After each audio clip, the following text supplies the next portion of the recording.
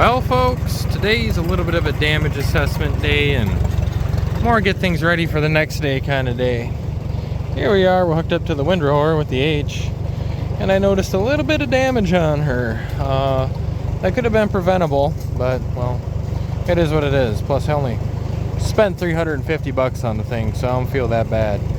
Pull her around the yard here and I'll show you what's wrong with her. I also put the plugs in the side here. She's all plugged up. Before, when I did have her plugged up, the shifter kept popping out. I mean, there's still a lot of slack in there. I didn't even bother welding up the shifter, but now at least that stays in gear.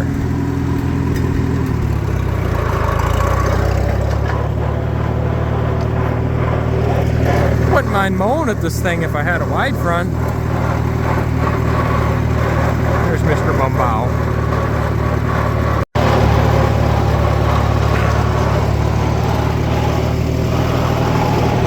Always fun squeezing it between the barn here. And around the trailer that my wife destroyed the fender on, but I can't blame her. It was her first time driving a tractor with a loader. We've all been there. Alright.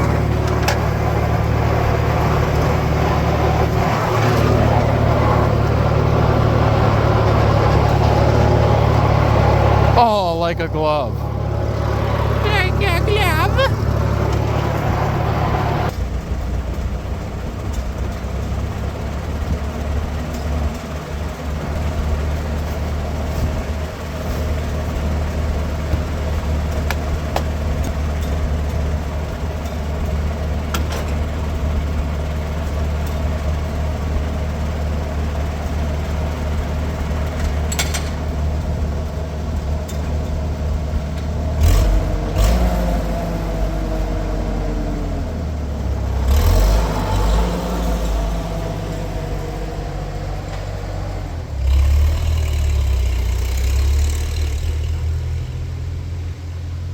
Oh yeah, and this is what happens when you have low rafters in your barn. Honestly, I think I'm just going to cut that muffler 2 inches shorter and it'll look a little goofy, but it's better than a bent muffler. Nothing a welding glove and some thick calluses can't fix. Oh, first try, good as new. Donut. Very anticlimactic donut.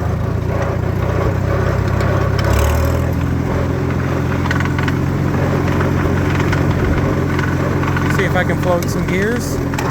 Oh yeah. Fourth. Can we get a fifth? Am I that good? Nope. Might as well. Oh, she's a little crooked at the left, but you know, some things just come crooked at the left. I mean, that's what she said. But anyways, just figured I'd take her out for a quick drive. Might as well. Why not? Got my safety triangle on, so I'm as legal as it gets. Obviously, they're starting to harvest corn and soybeans around here. This is all soybeans right here. And then, well, this is obviously corn. Yeah. Going from field to desert life, that's what it's like here in the flat land for half the year. It's alright though, you learn to appreciate it the older you get. My ripe 25 years of age. I'll say though, ever since that tune-up, she's been holding a lot better. I got a little chest-mounted microphone that the wife got me. It's just a $20 cheap microphone, but that would have been perfect for driving on the tractor here. Probably wouldn't get wind noise, but oh well. Oh yeah. Ever since that valve tune-up and ignition timings, she feels a lot better. I found out the battery still ain't charging, but that's alright. Just gotta throw it on the charger every now and then. I look forward to plowing with this, but man, these tires, they're almost flat, so that's gonna be interesting. This might get stuck. Well, it looks like the ditches we mowed are pretty good looking for the most part. You can definitely tell where the windrower was missing. Oh, yep, KFC, more trash in my ditch. Well, it's not my ditch, but away she goes. Got a bunch of rain, so it's real nice and green. Just kind of going back here and seeing if there's anything I missed, but yeah, for the most part, I think she's picked pretty clear. I was thinking I was gonna get like a little cutting in with the ditch down there, because there was a strip I missed, but all my equipment is in disrepair now, and I think by the time I fix it, it'll be just too late. It really won't be worth it for only a few bales, so who knows, maybe I'll make a video on it. Well, that adventure was a success, and I noticed that this does not have a transmission fluid leak on it anymore. It's not leaking gear oil. However, I do know that it has leaked in the past, and I do know it leaks it out the rear PTO shaft seal. That rear PTO shaft seal is pretty wallered, as well as the bearings. So this tractor needs to be gone through, but I'm not going to do that until next winter, most likely. Oh, the wife's staring out the window at me again. Oh, she's shaking her head. I guess I'm in trouble. But we're going to let this idle in the driveway for a bit, and I'm going to see if that leak comes back, because I think it's coming from my belt pulleys. So just let this run for a bit while we work on the Haybine and figure out what problem she has. And then we'll come back to her at the end and see if we got any new leak friends. Well, excuse the H running in the background. So I went up to my Haybine here, windrower, and I started cleaning off the blade, thinking, yep, she's due for a cleaning. She got rained on, and moisture, I don't want it to rot out. Then I knew I need to replace these bushings here, these couplers, but I thought I can get one more cutting out of it. Well, you get that on those big jobs. Ah, that's a shame. Every single one of these has a blown out bushing, or they're just not even there, and it's just been metal on metal. And I'll admit it's my fault. I should have fixed that, but I kind of just kept sending it anyways, hoping I can get one more cutting in. And these couplers are ridiculously expensive. But yeah, there's that. So I'm gonna have to repair that. I'll just make more YouTube content, so I gotta look out on the bright side of life. I gotta put guards on. I think all my knives are good, but my guards, some are just missing. Some of the knives, they probably could use replacing. Yeah, right here. Here's the anti-jam guards, and then most of the sickle bar doesn't have it. It's no wonder that this thing was jamming up and whatnot when we were cutting hay with it. And running it with a broken bar. I don't know how long that's been. A broken real time, but it's whatever. Another thing I want to do to this is secure this door, because I plan on keeping this thing. I actually would like to, get as much use out of it as possible, and it operates really well. She's just pretty beat up. So I want to find a means of securing this door. One of you guys even recommended maybe putting a vinyl sticker on it that says dirt and pavement. That's kind of tempting, but I also kind of like to be low-key about my channel sometimes, so I don't know. The rollers are fine. Obviously the steel roller is fine. I know the bearings are fine. The rubber roller, she's a little beat up, but it's honestly not that bad. These guard shields, they're fine. She's just got a lot of patina, for lack of better words. Unfortunately, one of these, this guy right here, has just always been stuck in place because the bolt on is just too rusted out, but nothing I can't fix. And then this guy doesn't even have a bolt and is always just held in with the bungee cord. So yeah, the reason I'm working on all my other projects right now and not the shop is because while I'm waiting on materials for the shop, aka just funds, to finish it up, get the gable trim on the front and whatnot. So until then, I might as well work on what's free and what I have laying around. So yeah, that's what I'm doing here. And then speaking of things that, aren't free, I think I'm gonna replace the tires on these two. Not right away. There's no rush to. I could wait till next spring, but maybe I'll have a tire sitting around I could put on it. But I kind of like running the implement tires. It looks classy, so I don't know. But tires need to be replaced. On the passenger side here, let's check the driver's side. Kind of like how this is held. I might not do that. Yeah, this one needs to be replaced too. I wonder if that's a 5 bolt? No, I think international wheels are 6 bolts. But yeah, there's that on the windrower. Just some simple work that needs to get done, minus that busted up reel, but it is what it is. Again, I have bushings for it. I guess this one does have a bushing in there, so just more things to do, but I'd rather have little projects to do than nothing at all. I'll probably replace some of these tines. I do remember one of the tines being pretty messed up. Yeah, right there. I probably got eaten up by the sickle bar. So what happened is once this busted, it couldn't no longer, you know, rotate. So then the sickle bar was just chewing and chewing and chewing on her. And that is why I was seeing sparks shoot when I was cutting hay. Yeah, you can tell right there. Oh well, that's farming. It is what it is. And in fact, I think I actually got some of these guys sitting around. Let me check. All right. No, this is more for like, well, you know, that might work. I got a whole bucket of them here. Do I have the other guards though as well? I think these are all the same. So these belong to my grandfather. He used to make lawn art and, like, you know, birds and crows, and this would be their feet and their beaks and whatnot out of items like these. So I don't know if this is gonna work though on my baler. Is that JD? Is that John Deere? Yeah, I think that's off of a John Deere. It's a John Deere part number. But you know how some of these parts are universal. What about right here? John Deere. Ew. Yeah, I doubt this would work. Yeah, there's a little bit of John Deere green on a hot summer night. But let's see if that would work as a replacement. No, that's for like a John Deere sickle bar. It was worth a shot though. I'll hold on to these because I do need to get a sickle bar, and at the end of the day I give it crap, but I don't mind John Deere stuff. I would actually love an old John Deere B, which expect a John Deere B to come on the channel soon here, because that's the only tractor that's a John Deere that can fit on my trailer. Well, in all reality, I don't know if one's going to come soon, but eventually. I wonder if I should put this guy on the tractor.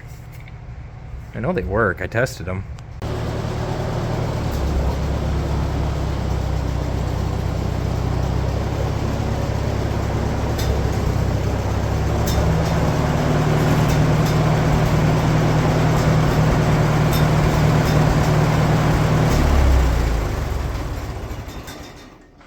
Oh, and lastly, one more thing. Man, I hate it when I do that. Wrong side.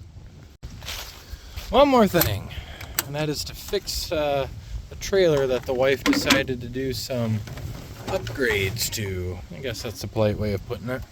That'll do. Oh, someday I'll put a nice gravel drive here and it won't look like a junkyard. That's scrap metal. That's worth keeping. And that's chickens.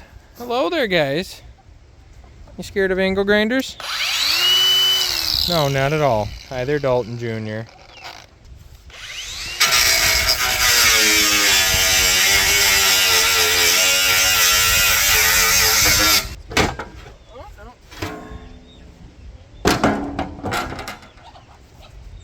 Lots of clearance now.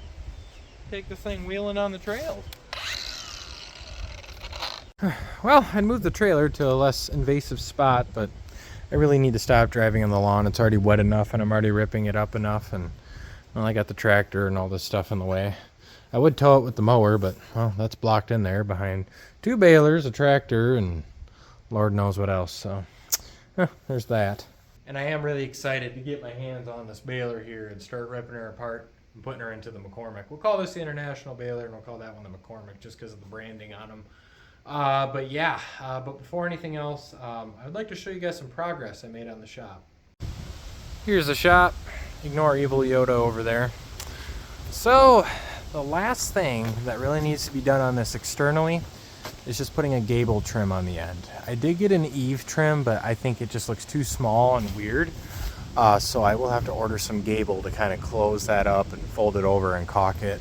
It's been a learning experience for sure, but I really enjoy it.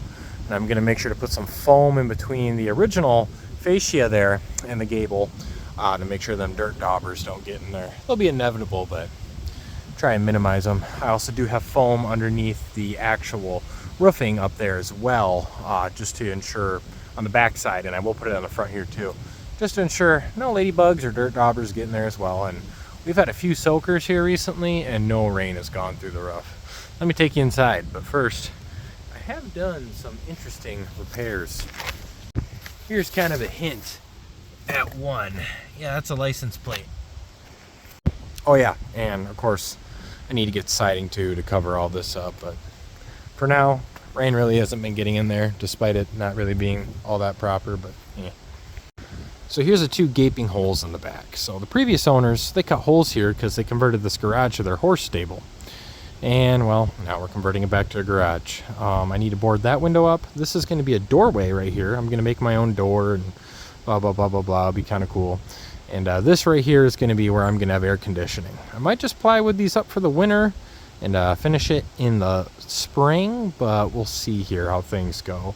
I guess I can start on this doorway if I make my own right now, the more I think about it. And I'm kind of debating if I should either just have it walk through or if I should have, you know, kind of the ship style where you have to step over. So there is that. And then, of course, I got to board this wall up right here because, well, this was a disaster, and I'll show you guys in just a moment. And I need more light.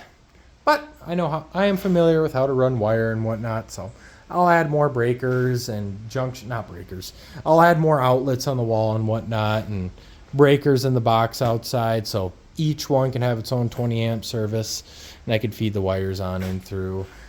So yeah, here's that. And the moisture on the ground is just from, well, the moisture in the atmosphere. You're going to get that out here regardless, no matter how hard you try. I think when I have the shop all sealed up pretty tight, I'll probably put a dehumidifier in here to kind of fight that moisture, but it's going to be what it's going to be. When I have air conditioning, that'll help. Or maybe I'll make it worse. And who knows? If we got enough time this winter, I'd like to put a new rag top on the Coronet, because I do have a new top for it. But I want to show you guys my interesting repairs. So pretty much all that I did right here is I just blocked off the big holes. They weren't really from rodents, and most of the big holes are underneath the doorways, the window frames.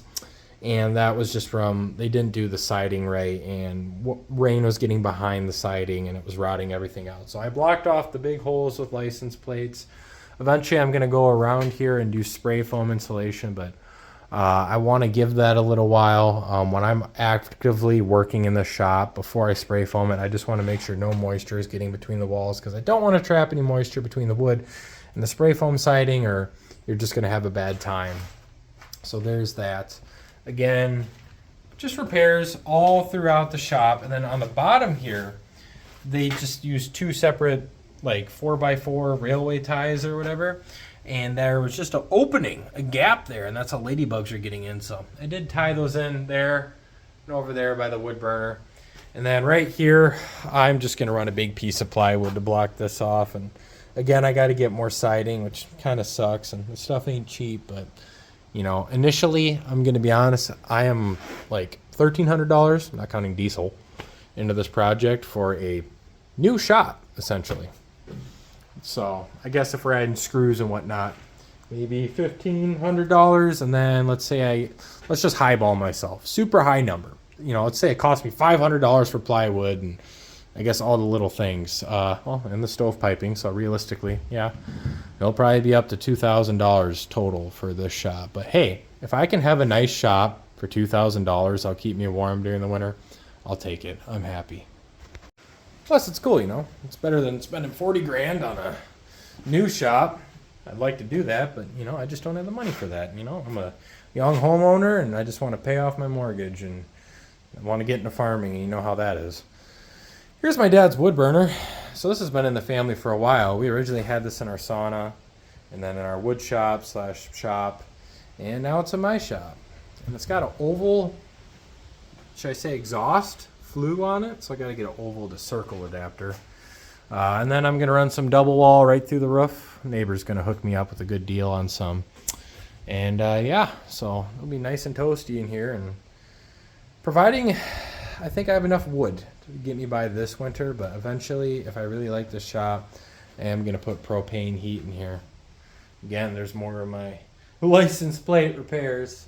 But yeah, the shop's coming together pretty well. It's got a lot of work to go, but honestly, if I can just get this thing sealed up, you know, get the gable trim on, get a doorway there, just get this boarded up for now and just get it where I can retain heat in here. I don't even care about spray foam insulation yet.